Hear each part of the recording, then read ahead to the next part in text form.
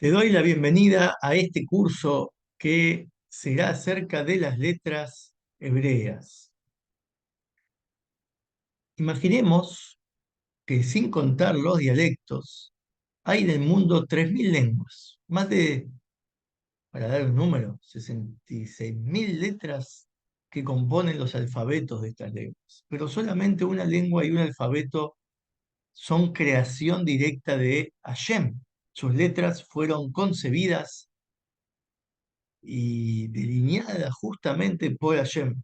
Y este es el lenguaje llamado Lashon HaKodesh, que es lenguaje de santidad, el hebreo.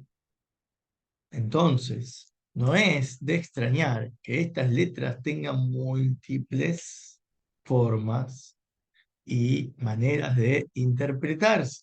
Las letras del alfabeto hebreo, que es conocido como el Aleph Bet, son tan ricas en contenido que hasta las personas más inteligentes del judaísmo debieron investigar y profundizar muchísimo para poder entender qué es lo que quiso hacer Hashem con para que las letras sean así, tengan esta forma, esta numerología, este significado. Y eso justamente el tema general de este curso, porque las letras hebreas poseen un diseño que es su forma. Su forma representa la energía divina dentro de cada una de las letras.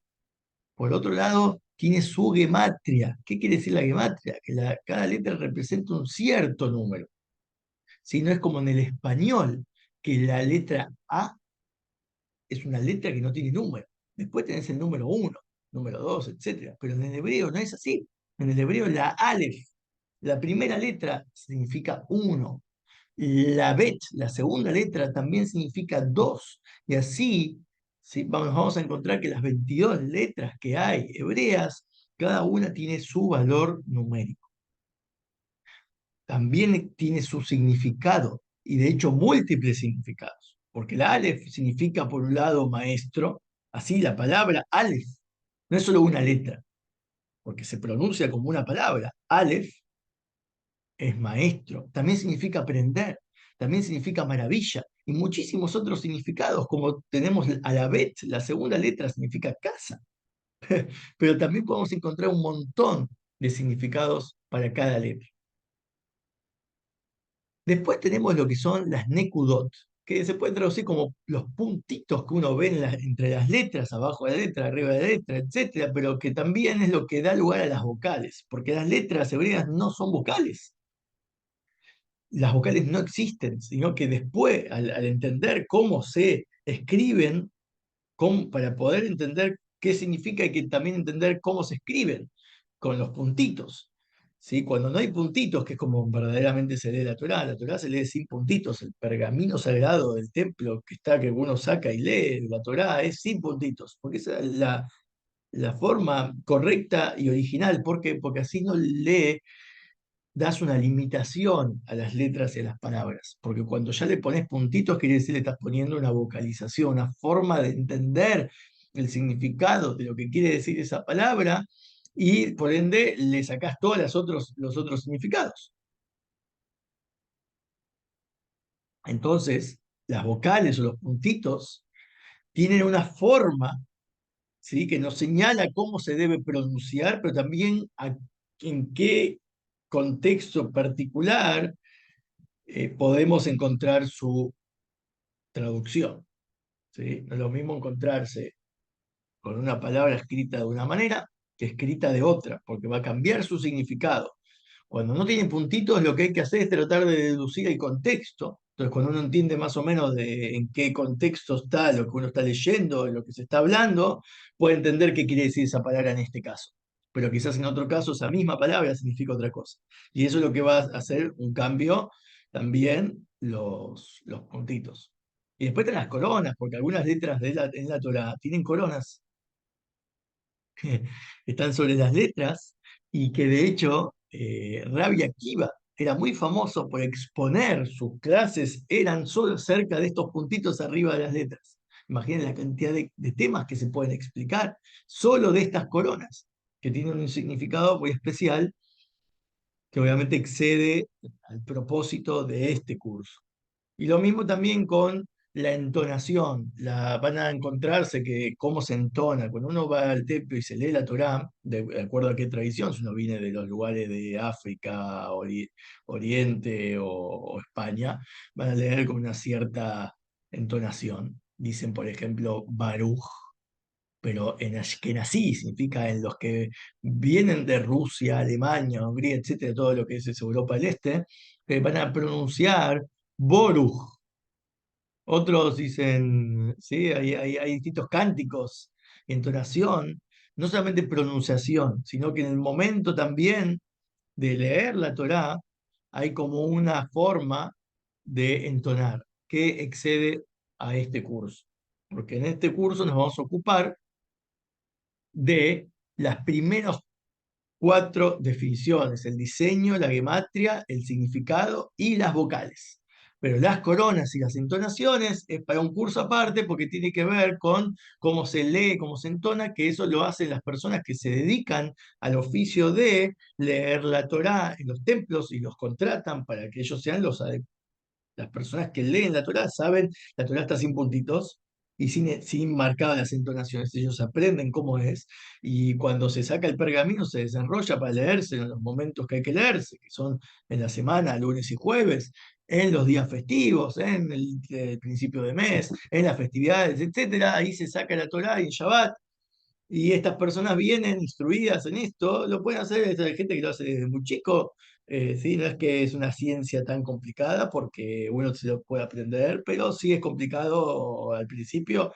Lo más difícil de todo es entender las entonaciones. Por eso es para un curso aparte, porque es para los que se dedican a eso y tiene más sentido profundizar cuando las cosas que uno estudia tienen que ser llevadas a la práctica. Entonces, la idea de este curso es poder aprender todo lo necesario de las letras hebreas, que es un universo entero, obviamente no vamos a poder abarcarlo todo, pero para que a fin de cuentas tenga algún tipo de aplicación práctica en el mundo real y en nuestras vidas, nos hagan un cambio en la vida. Eso es lo más importante en general de todo el conocimiento, que no quede solo como conocimiento teórico, sino que también impacte en nuestra vida en forma positiva, que ya cuando uno mientras está estudiando, se empieza a emocionar, porque todo esto al final de cuentas es la palabra de Hashem, Dios viviente. Entonces, todo lo que estudiamos va a ser, aunque estemos estudiando una letra, y aunque estamos en la introducción todavía, son palabras del Dios viviente. Estamos estudiando Torah, aprendiendo cómo es la mente de Hashem que nos acerca más a Él, al Creador. Por razones de gramática, hay letras hebreas que tienen la pronunciación distinta, como les expliqué, de acuerdo a de qué procedencia venían las personas. Entonces, eh, y también hay letras que se parecen, como por ejemplo, cuando es kaf o cuando es haf. Cuando es la misma letra, saber que adentro con un puntito es kaf y sin puntito es haf. Lo mismo pei y fei. Pei y fei es la misma letra en el dibujo, pero una tiene puntito y otra no adentro. Entonces eso es lo que cambia entre la P y la F, por decirlo así. Y lo mismo la Shin y la Sin, la Tab y la Sab. ¿Sí? Esto es algo que sí vamos a tratar en el curso. Ahora, sin considerar la pronunciación en una palabra en particular, estas letras serán llamadas por su nombre principal, digamos, por lo cual se conoce. Kaf, Pei, Shin, ¿sí? Entonces, cuando se habla de lo que es más común y no las que tienen eh, algún cambio entre puntito y no puntito. Entonces, es importante señalar que muchas palabras en hebreo, como en todas las lenguas en realidad, aunque suenen fonéticamente distintas, comparten una raíz y están por lo tanto relacionadas, como la Aleph, Aluf y Ulfaná. Esas tres palabras, que todas se escriben con Aleph, todas suenan a la letra Aleph, comparten la raíz. ¿Cuál es? Aleph, Lamed, Pei. ¿Sí? Y por lo tanto sus significados están conectados. Eso es también otra manera de entender, que cuando comparten una raíz, Cuando uno desglosa la palabra, todas palabras, por más que tenga 10 letras, tenés que desglosar su raíz. Encontrar que su raíz puede ser de 3 letras o de 2 letras. Y ahí vas a encontrar similitudes con otras palabras que tienen la misma raíz y por lo tanto sus significados también están conectados. De acuerdo a la Kabbalah, cuando las mismas letras son traspuestas, digamos, se traspolan de un lugar a otro en la palabra para formar distintas palabras, si vos a veces cambiás una letra por otra, en el orden en el que están escritas, se forma otra palabra. Y eso retiene una energía común, porque al fin de cuentas la numerología de esa palabra va a ser igual a la otra. No importa el orden, porque no importa acá el orden de cuál es primera para determinar su numerología. Va a ser el mismo. Entonces, comparten ese significado común por gematria. Por eso que las palabras se mantienen en sus diferentes formas. Y encontramos un ejemplo eh, de esto, de esta idea, la palabra atzar. Atzar son dificultades. ¿Qué tiene esta palabra? Que si le cambiamos el orden, atzar por ratzá, vendría a ser, en vez de dificultades, un deseo muy fuerte de correr. Por ejemplo, correr hacia un lugar a donde uno tiene que ir a rezar. O de repente cambiamos otra vez el orden de las letras y encontramos Zohar, que es una luz que brilla desde adentro, como la que estaba en el arca de Noé, que él tenía que poner como una especie de Zohar. Y ahí dice, ¿qué es Zohar? Y ahí explica que es porque no había ventana, no había forma de que, porque si no entraba agua, entonces se iluminaba todo a través de esta piedra brillante. Y estas tres palabras comparten las mismas letras, Tzadik, la Reish y la Hei, en diferentes combinaciones. Entonces, el Baal Shem Tov explica la conexión entre las palabras de la siguiente manera. Cuando uno está experimentando un problema, uno tiene un zar, un problema, y corre a estudiar Torah y rezar con gran fervor, imperioso, Ratzá, uno se ilumina con una luz divina que proviene del interior de la persona, Zohar, y que le ayuda a transformar las dificultades en bendiciones. Y ahí vemos cómo estas tres palabras se utilizaron en una enseñanza jasídica. Entonces, la letra hebrea irradia luz, irradia discernimiento, irradia claridad, y se la llama la letra Ot. Ot es letra. Está conectado con un versículo que dice Atá Boker, la mañana vendrá. La palabra Atá comparte raíz con Ot, con letra. Entonces, justamente eso significa que cuando viene la mañana viene la luz. La letra irradia una luz. ¿Irradia cuál? ¿Qué luz? Las letras hebreas irradian la luz del entendimiento, la comprensión. Además de la luz que emana de las letras, hay una luz intrínseca dentro de cada letra. Son las letras de la creación, no solo las letras que uno ve escritas en papel. Porque si bien estamos estudiando acerca de letras, uno dice, bueno, pero me voy a convertir en un buen lector, en un buen escriba. No, tiene que ver con que las letras, a fin de cuentas, las primeras letras que existieron antes de ser escritas, son las letras de la creación, con las cuales se moduló toda la existencia de este universo. Con 10 expresiones Dios creó el mundo. Y así como un carpintero emplea herramientas para construir una casa, así Hashem utilizó las 22 letras del Aleph Bet para formar el cielo, la tierra y todo lo que está adentro. Entonces, en modo metafórico, la madera, piedra, clavos, ¿sí? Las vigas son todas las bases que uno podría ya imaginar como material básico, pilar, para componer nuestra existencia material y espiritual, porque como creó el cielo espiritual, creó la tierra, todo lo material, con las letras hebreas, entonces las letras hebreas son los ladrillos, son las piedras, son las maderas, son los clavos, son las vigas, son todo, son la piedra angular, son la base de nuestra existencia. Pero Dios creó el alfabeto antes de crear el mundo. Ahí es donde comprendemos la grandeza de estudiar el alfabeto hebreo. No es para aprender una lengua nueva nada más, si bien también vamos a estar aprendiendo una lengua. Más allá es entender el lenguaje que usó el creador para crearnos. Y el Maguid de Maestrich, el sucesor del Baal Shem Tov, explica esto apelando al primer versículo de Bereshit, de Génesis. Bereshit bara Elohim et hashamayim behet haaretz. En el principio Dios creó los cielos y la tierra.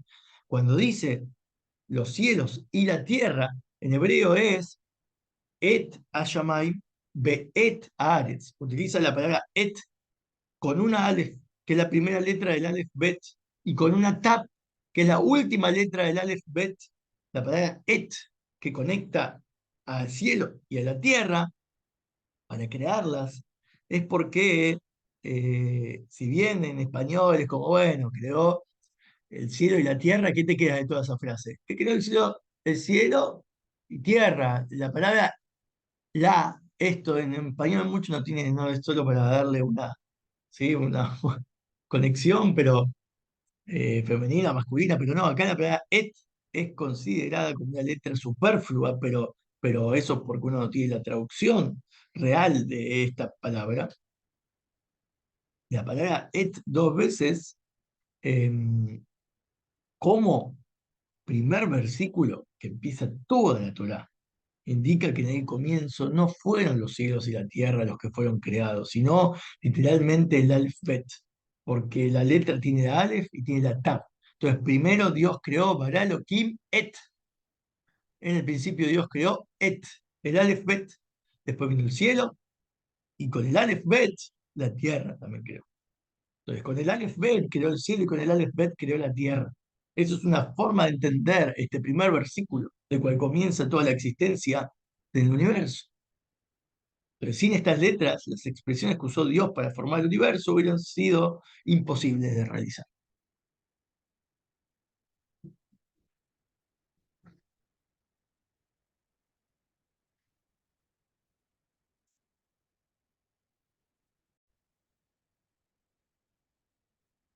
Hacer una aclaración muy importante y entender un poco lo de las 22 letras es que cuando ustedes vean todas las letras, como dijimos, está la Pei y está la Fei, parecen dos letras distintas. Entonces uno puede llegar a sumar 32 letras, y porque también hay otras que son finales. Cuando al final de una palabra aparece de repente la Jaf, la Mem, la Nun, la Pei o la Tzadik, cambia su forma.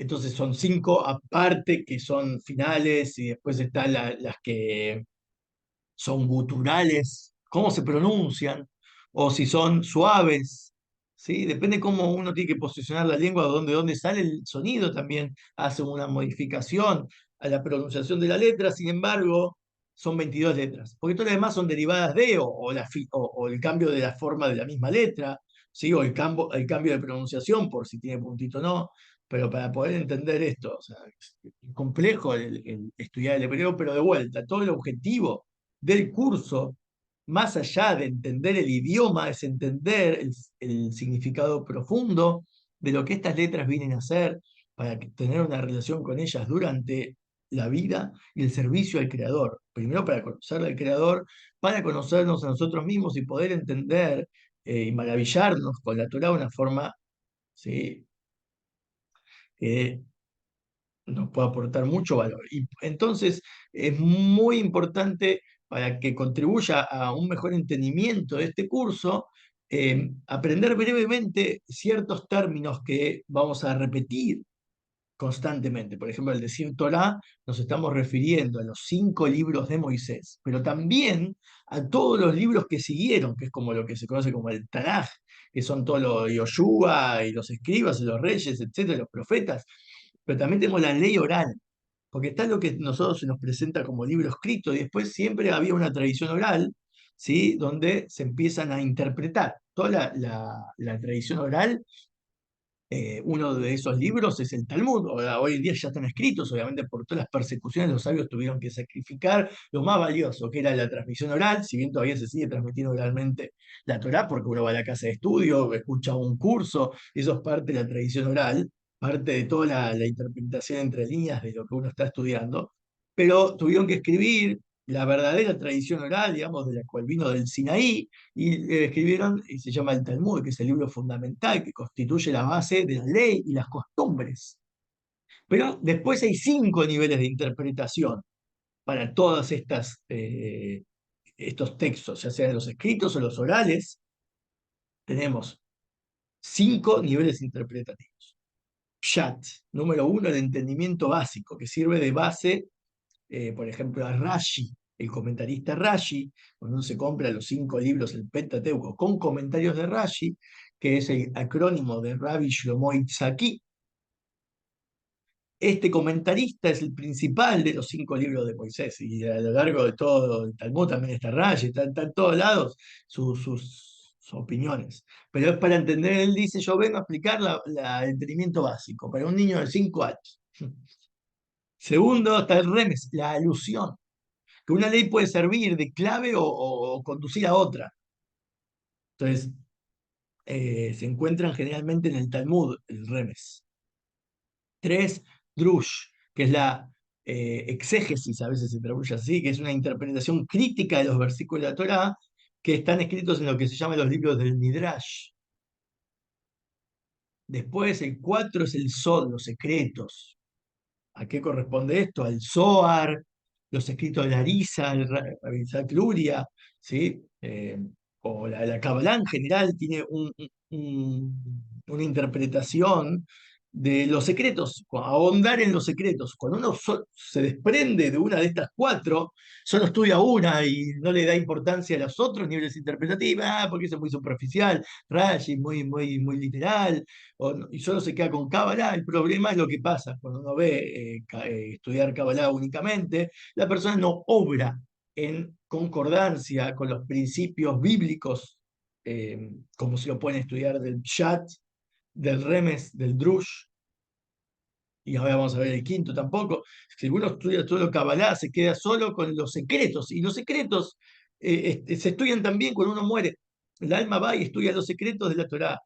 E incluso Abraham, Isaac, Jacob, todos los patriarcas también estudiaban los secretos de la Torá, porque no había todavía aplicación todavía concreta, práctica de cada uno de los preceptos. Se quedaban solo con los secretos hasta que se entrega la Torá en el Sinai y se empiezan a bajar los conceptos al lugar donde corresponde, que es en este mundo físico, con objetos físicos, que uno después va a un negocio judaico y compra objetos que están relacionados a preceptos. Si bien el precepto tiene su explicación profunda, la sefirot, lo que sea que signifique la energía de, eso, de ese precepto, no quita lo literal de eso. Hay que, al fin de cuentas, decir su correspondiente bendición y hacer su movimiento, o lo que sea, para poder conectarse con el Creador y cumplir la misión específica en este mundo. Entonces, el estudiar Kabbalah a veces te priva porque le estás quitando una de las dimensiones, solamente estás quedando con una de ellas y las otras no les estás dando el lugar adecuado. Entonces, por eso que siempre que uno ve Kabbalah tiene que estar asociado a la persona, también se la ve como obra o se viste de la manera judía, etcétera, etcétera, etcétera. Si es judío y si es uno de los, o sea, hijo de Noé, obrar en correspondencia a lo que uno estudia para cumplir con los preceptos también en las otras dimensiones. Por eso viene la quinta dimensión, que es el Hasidut, que si bien se lo traduce a veces como, bueno, basado en lo que es el ser piadoso, de una manera eh, por encima de la ley, se traduce como esencia, que es la quinta y más elevada dimensión de la Torá, porque son las enseñanzas también del Mashiach, son las enseñanzas del Mashiach. El Mashiach comienza a hacerse notar en el mundo a través de las enseñanzas del Hasidut, porque cuando el Baal Shem Tov empieza a difundir públicamente el Hasidut, que se venía estudiando también y practicando de antes de forma oculta, antes eran los ocultos, los Mekubalim, los cabalistas ocultos, el Baal Shem Tov fue el primero que se pone a revelar estos conocimientos, a pedido obviamente de Hashem. Él no quiso, pero tuvo que salir a hacer una figura pública. El Hasidú, él soñó, salió del cuerpo, un viaje astral, digamos, y el Mashiach, el Redentor, le dijo que él vendría en el momento que sus conocimientos, los del Baal Shem Tov, los manantiales de él, sean difundidos hacia todo rincón y hacia todo aspecto de esta vida cotidiana. Y eso es lo que está ocurriendo cada vez más, y de hecho ya se lo ve, ¿sí? Como los conocimientos profundos del Baal Shem Tov fueron difundidos a través de los rebes que siguieron después, cada uno de ellos. Eso es todo el Hasidut, que hace que todo lo que eran las otras interpretaciones se lleven, esos manantiales se lleven hacia afuera a una aplicación real, práctica, donde sea que uno esté y viva, y cualquiera sea el contexto de vida de la persona. Por eso también se lo conoce como el aceite de la Torá, que se impregna. Con el aceite te mancha y te queda la mancha, se flota por encima de los otros líquidos, está por encima de todo, pero al mismo tiempo se impregna en todo. Entonces, todos los niveles de arriba mencionados anteriormente, el 1, 2, 3 y 4, están incluidos en el Hasidut. Y es por eso que toda la esencia de este curso y las enseñanzas en general que vienen a partir de Impulsa tu alma son todas basadas en el Hasidut, las enseñanzas del Baal Shem Tov. Como él dijo que las palabras de Dios están suspendidas en los cielos constantemente, eternamente. No es que una vez que Él creó el abecedario, por decir, el cielo y la tierra, y bueno, ya está, es algo que hizo una vez, le inyectó una cierta energía y todo esto se da de forma ahora predestinada y listo. No, es constantemente está dedicado a crear el mundo. No creó el mundo una vez, sino que sus palabras están constantemente emergiendo de la nada al algo creado continuamente para crear este mundo cada vez y en todo momento, y sus palabras constantemente penden de los cielos, o sea, están ahí creando los cielos y la tierra como al principio. Entonces el Aleph Be constituye los cimientos de este proceso ininterrumpido de la creación. Y así cada rebe fue aportando su valía al Hasidut de la difusión para concretar, al fin de cuentas, la llegada del Redentor del Mashiach. Por eso se asocia que el de estudiar Hasidut está asociado a estar ya recibiendo al Mashiach. Porque uno también lo siente, empieza a sentir que al fin de cuentas Mashiach es poner lo que vino a hacer, es la redención, es poner una Aleph en el exilio. Esto lo expliqué en determinadas ocasiones. La palabra exilio se escribe Golá, y le falta una Aleph para que se convierta en Geula, en redención. Entonces, esta es la vida, la misma vida, en el mismo mundo físico que estamos viviendo, pero que le pones una Aleph, que es el uno de la creación, le unís las piezas que están sin conexión alguna. Uno cree que no tiene conexión lo que hace a la mañana cuando se levanta, el café que toma y el último momento que se va a dormir y todo lo que pasó en el medio. Son como, bueno, estás viviendo la vida, pero no le encontrás una relación, aunar todo eso en un propósito único que es el servir a Dios, tomando el café, durmiendo, despertando, rezando, estando con la familia, trabajando, todo eso también puede ser parte de un mismo propósito y único propósito, servir al Creador.